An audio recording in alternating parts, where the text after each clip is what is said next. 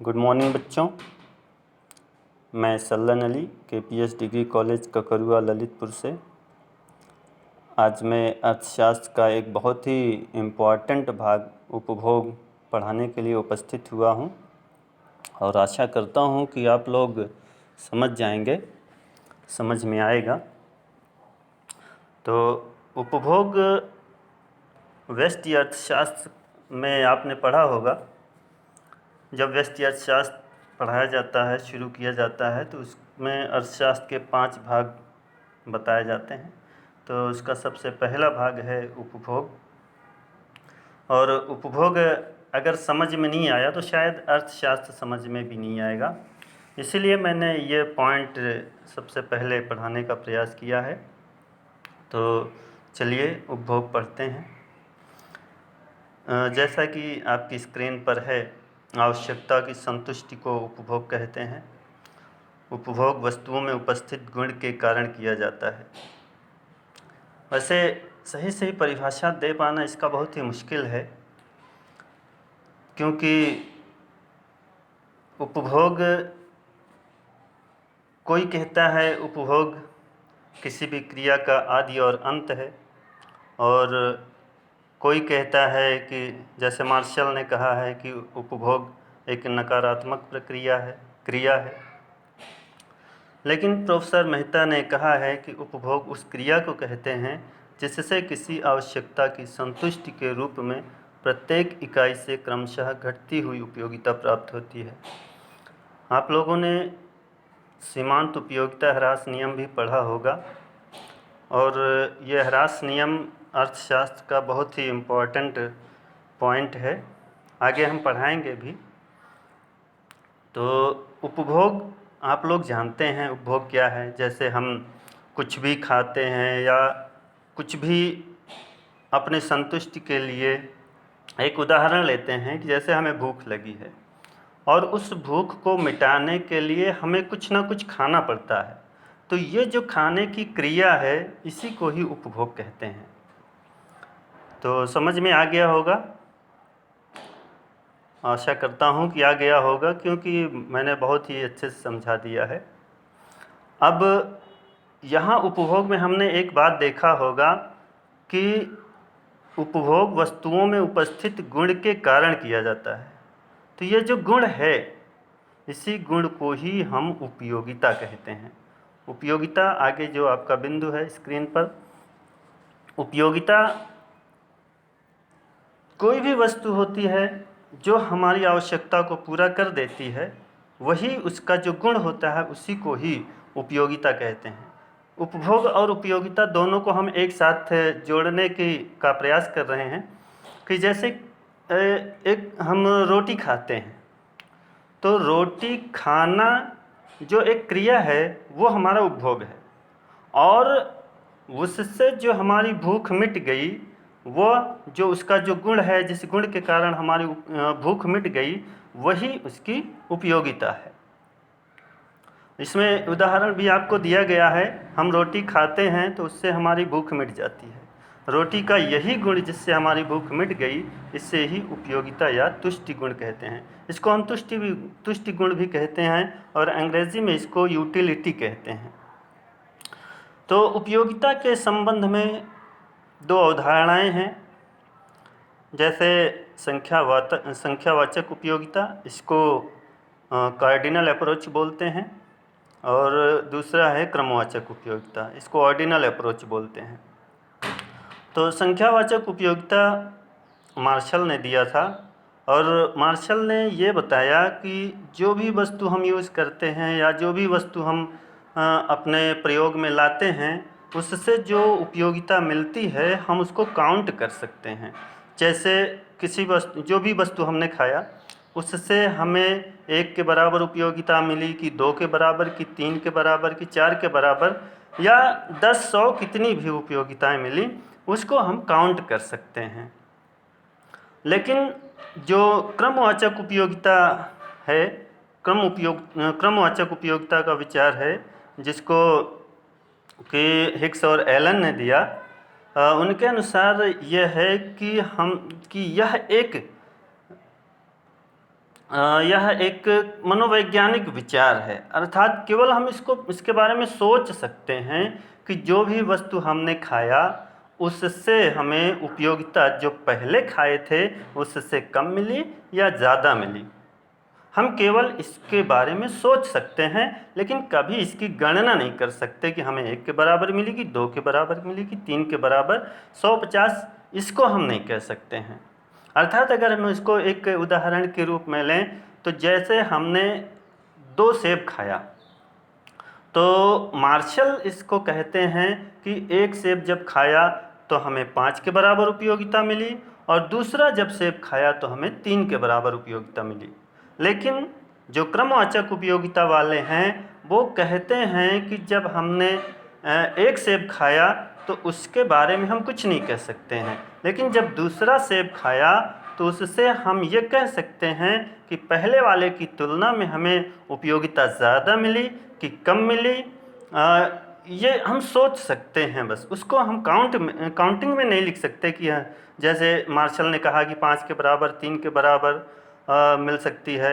इसको हिग्स और एलन ने नहीं माना, उन्होंने कहा यह सिर्फ एक मनोवैज्ञानिक विचार है बस।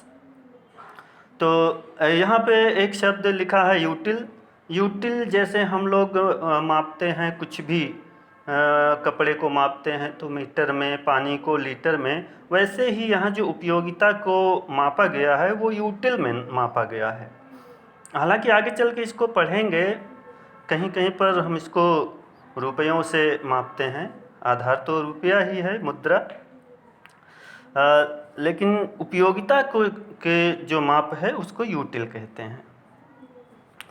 तो अब हम उपयोगिता के प्रकार पे आते हैं, क्योंकि यहाँ पे हम हिग्स और एलन की का विचार को छोड़ देते हैं, आगे पढ़ेंगे।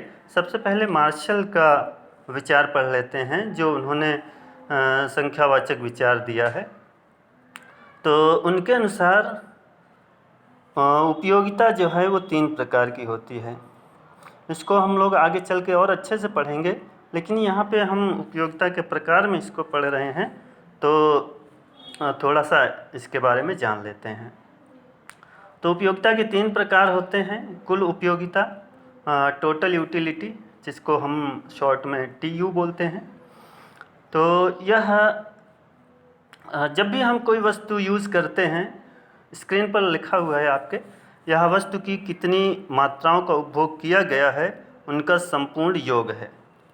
जैसे मान लिया हमने 1 रोटी खाया तो 5 के बराबर उपयोगिता मिली और दूसरी रोटी से 3 के बराबर उपयोगिता मिली, तो कुल उपयोगिता 5 × 3 = 8 हुई।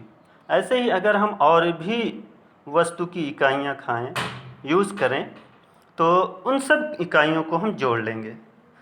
यहाँ पे एक बात ध्यान रखने की है कि जो 5 पहले वस्तु से 5 के बराबर उपयोगिता, जिसको हम 5 यूटिल्स कहते हैं, और दूसरे से 3, यानी पहले वाले में ज़्यादा है और दूसरे वाले में कम है। इसका रीज़न यह है कि उपयोगिता ह्रास नियम लागू रहता है, इसलिए ये ऐसा लिखा गया है। तो इसके सूत्र को देखें तो TU = sigma MU। MU means marginal utility, तीसरा आपका है मार्जिनल यूटिलिटी, वो भी पढ़ेंगे। और सिग्मा चिन्ह है वो संपूर्ण योग को बताता है।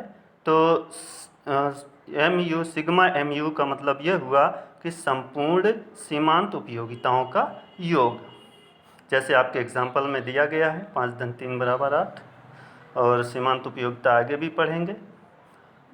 और दूसरा है औसत उपयोगिता। औसत उपयोगिता का बहुत ज़्यादा इम्पोर्टेंस नहीं है इकोनॉमिक्स में, लेकिन फिर भी आपको उत्पादन में औसत का बहुत ज़्यादा इम्पोर्टेंस है, महत्व है।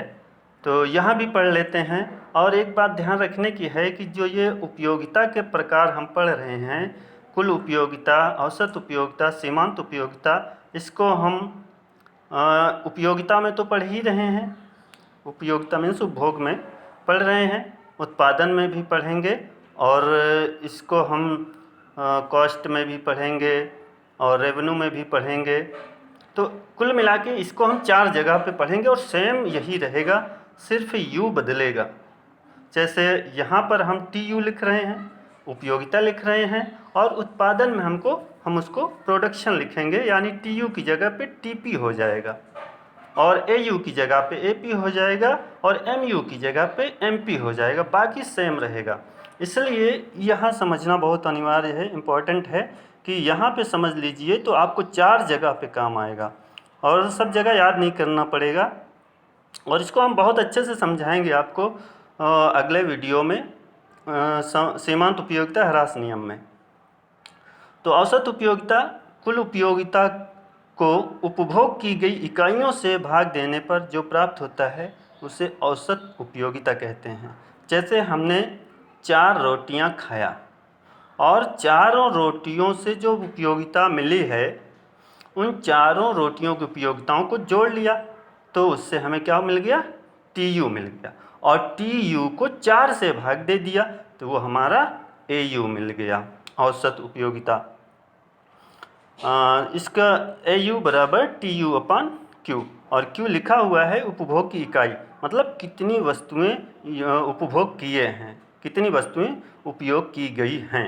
अंतिम जहाँ भी निकालना है, जैसे पहले पॉइंट दूसरे पॉइंट पे निकालना है, पहले पॉइंट पर तो AU सेम रहेगा, AU TU MU सभी बराबर रहेंगे, लेकिन दूसरे पॉइंट पे सभी बदलेंगे, केवल TU को MU को छोड़ के।